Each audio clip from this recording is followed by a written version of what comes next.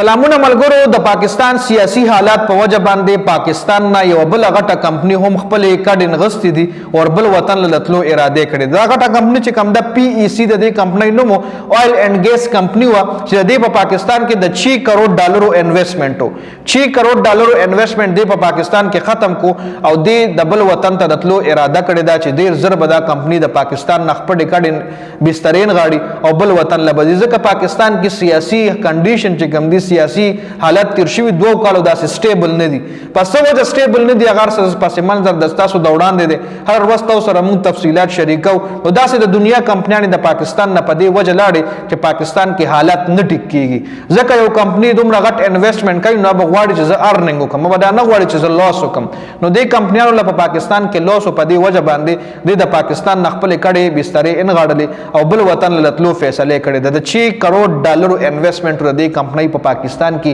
پی ای سی کمپنی وجي چې د پاکستان د تلو فیصله کړی دا